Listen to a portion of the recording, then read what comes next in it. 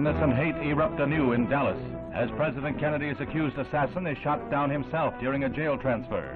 There's an ominous symbol in Lee Harvey Oswald's murder weapon as he is taken to the city jail basement where an armored car is to move him to a maximum security cell. Oswald walks his last mile. His assailant moves in from the right. Where is Lee Oswald? He's been shot. He's been shot. Lee Oswald has been shot. Now, from another camera, the motion is slowed. The murderer moves in, and here is the shame of all America as Jack Rubenstein takes the law unto himself. Dying Oswald is rushed to the same hospital where President Kennedy died. Doctors work to save his life. But 48 hours and 7 minutes after the president's death, his accused slayer is dead.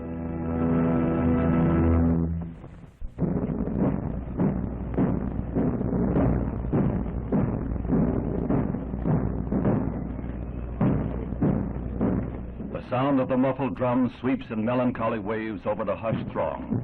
A hush broken only by a stifled sob, a murmured prayer. A whole people is lifted up in common sorrow and ennobled in their hearts. Down this avenue of sadness, they bring President John F. Kennedy, martyred hero, to lie in state under the great dome of the Capitol.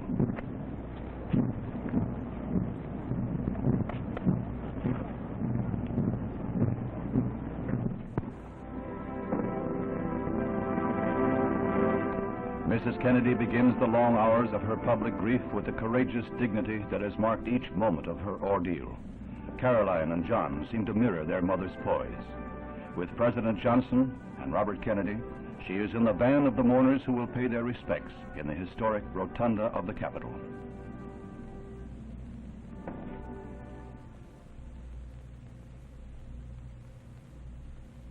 President Johnson represents a sorrowing people as he places the wreath marked "From President Johnson, Nation."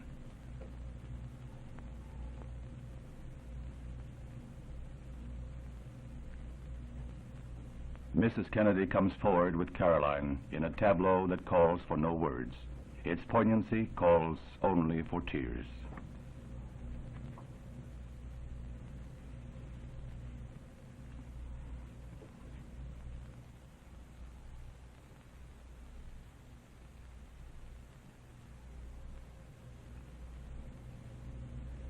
Bearing the burden of their own sorrow, 250,000 people braved near freezing weather to pass by the dead president in tribute. Some waited for as long as 12 hours in a line that at times stretched for 10 miles. The old, the young, the aged, the children. They became one in their grief, in the spontaneous outpouring that throws up an enduring memorial to the American spirit.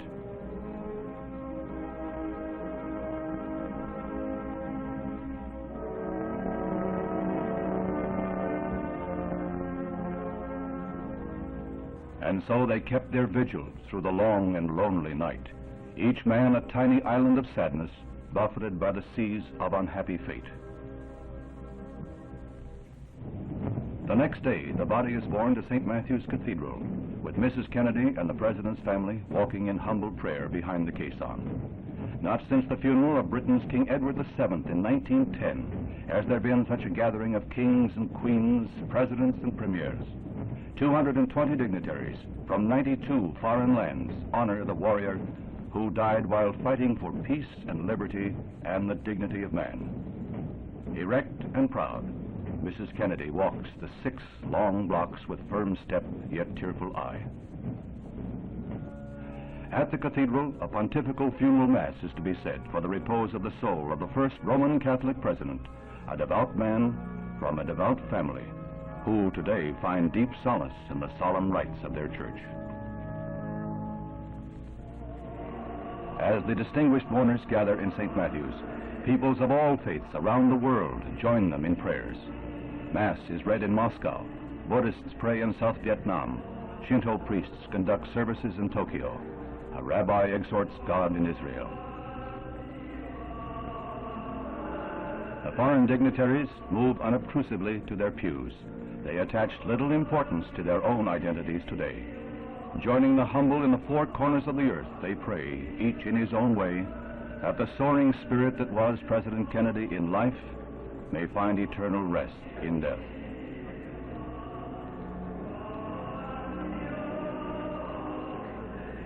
The strains of the Ave Maria reach out like a caress. Mrs. Kennedy requested it. The Ave Maria was sung at her wedding.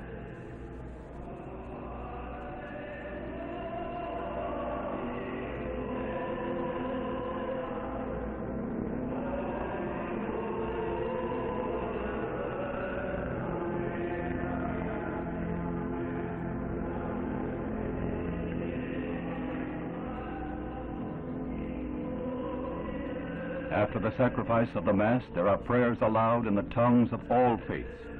Then will come the solemn moment when the incense is tossed on hot coals and Cardinal Cushing, an old family friend, blesses the mortal remains of John F. Kennedy. From St. Matthew's, the cortege is to cross the Potomac to the Cemetery of Heroes, Arlington. As the casket is returned to the caisson, there comes a family vignette that must take its place with those memories we hold warm and dear. A gentle reminder from his mother, and John celebrates his 3rd birthday with a soldier's farewell to his father.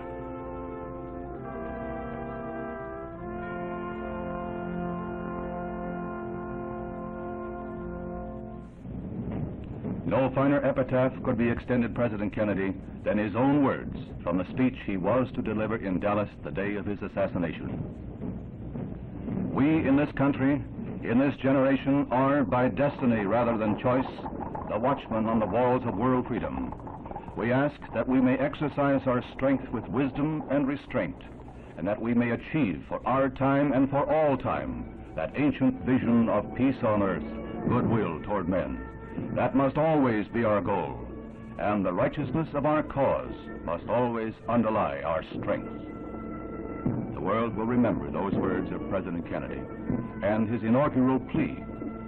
Ask not what your country can do for you, but what you can do for your country.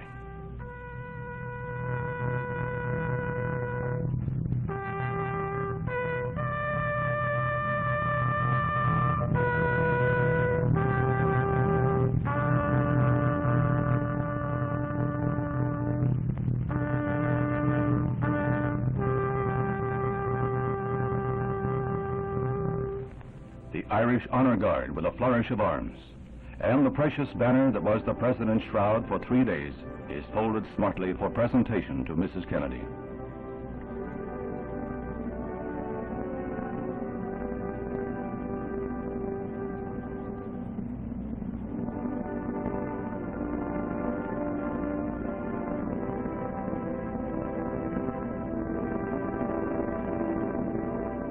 An eternal flame is lighted before the grave by Mrs. Kennedy, the first such memorial to burn in Arlington Cemetery. She is followed by the President's brothers, Robert and Edward.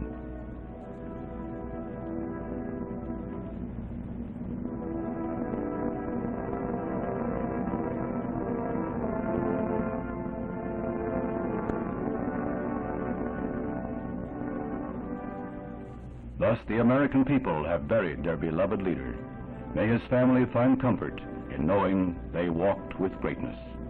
And may the soul of John Fitzgerald Kennedy rest in peace.